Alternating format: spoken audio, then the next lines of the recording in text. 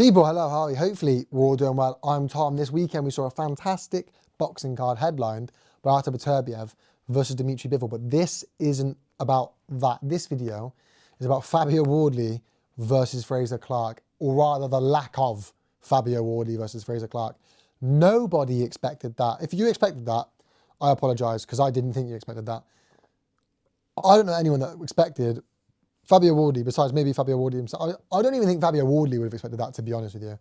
To go in there and just blow Fraser Clarke away in 2 minutes.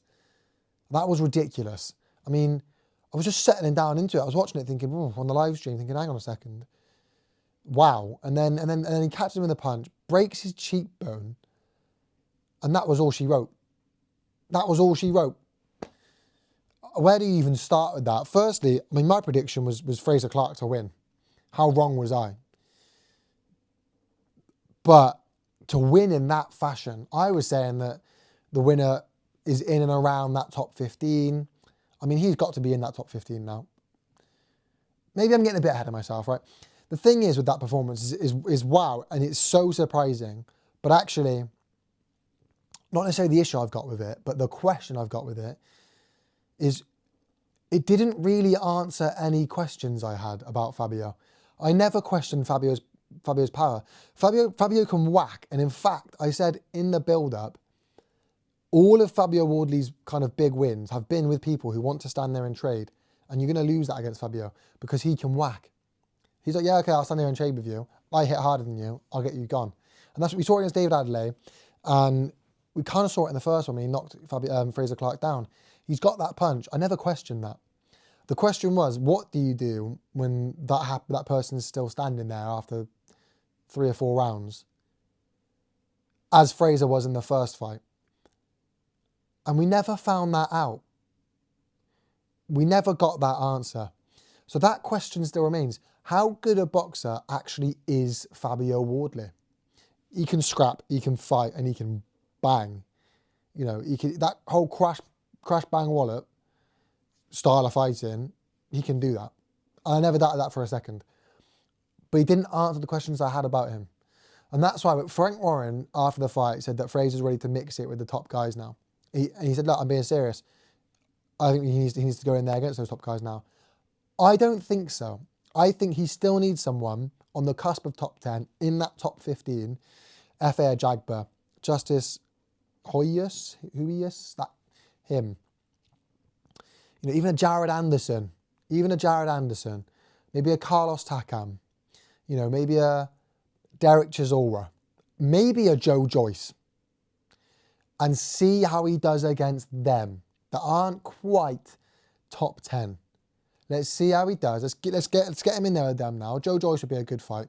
Joe Joyce would be a very good fight. Derek Chisora, a Dillian White, although he used to managed by Dillian White, so I don't think that will happen. But, you know, given he's managed by Dillian White, I don't think he will fight Dillian White. But that could be a good fight. You get what I'm saying. You get the picture is. I don't think he's ready for the top 10 yet. But I think I'd like to see him in there with somebody who will actually, like Derek Chisora will be able to take those punches. Joe Joyce, will he be able to take those punches anymore? I don't know. Wilder probably wouldn't be able to. Jared Anderson should be able to. You know, maybe Jarrell Miller goes in there. Maybe an Andy Ruiz.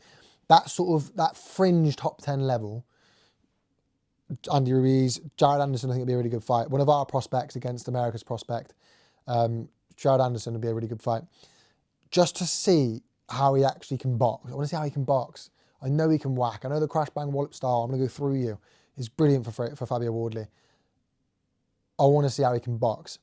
But with this fight, to get rid of Fraser Clarke how he did was amazing. Wow. I take nothing away from him at all. So surprising from my perspective. I did not see that happening at all. What next for Fraser Clarke? Look, get fixed up. You had a dent in your face from your cheekbone just there where he hit you. Just sort of there-ish. You had a dent. And to be fair, he got hit in that spot 5 or 6 times, which he shouldn't have let happen, right? He shouldn't have let happen. But he got hit 5 or 6 times there. Did his cheekbone, knocked out. He needs that to heal up. But in my opinion, he needs to get out quick. 1, he's old. He hasn't got time on his side. And 2, old's harsh. He's old for a boxer. But 2, pardon me, that confidence hit he's going to take from that. He's going to be so like unconfident. He's going to be so like hesitant now that his self-belief will have gone, because he will have trained hard for that fight and he got dismantled in 1 round. And, you know, I said with the AJ Dubois fight, Dubois landed 1 clean punch, and that was what ended the fight for AJ. That first round punch where he gets clipped on the jaw is what ended it for him. This wasn't that. This was 5 or 6 clean shots straight to the dome. You can't be taking that. It's not like it was a punch for the gods. It was 5 or 6, one after the other, that you've let him hit you with. Yeah, I don't know. I don't want to say career ending, but at his age, a loss like that is, like, it wasn't like, you know, AJ's first kind of, well, not first loss, but first rebuild began when he lost to Usyk. This isn't that. This isn't that. His rebuild, you know, lost to Dubois, again, the fight was a 5-round beatdown, but it all stemmed from that 1 whack on the jaw. This wasn't that. This was, you know, 2 minutes of you getting whacked and whacked and whacked on the top of your head, and that's not good. So I don't know where for here. Not far. You know, not far. I wasn't too convinced when he turned pro. You know, he didn't get to go to the Olympics because AJ got in ahead of him. Then he didn't get to go to the Olympics because of Joe Joyce getting ahead of him. Now, fair enough. Look, they are 2 top operators. You know, Joyce up to like 40 has been. AJ, 2-time heavyweight world champion. But he never got a sniff in because of those 2. And then he went and he got bronze, but he got bronze, let's be honest here, because of a disqualification. I don't think he was going to win that fight. He got bronze because of a disqualification, but a bronze nevertheless. He then turned over, and I haven't been overly convinced with any of his fights since turning pro. I did pick him to beat Fabio Wardley. You know, I'm not going to sit here and say I didn't. But after that, I don't think he can go much further. Fabio Wardley, again, I'd like to see him mix it with the top 20, top 15, see how he gets on. But you let me know your thoughts, people. What do you think of the fight? What did you think of the ending? Are you impressed? And where do you think he goes from here? I'd like to see a Jared Anderson or a Derek Chisora fight. I think that either of those 2 would be quite cool to see. I think if you're going to go abroad, a Jared Anderson, maybe an Andy Ruiz, but a Jared Anderson. Or, like I say, a Derek Chisora.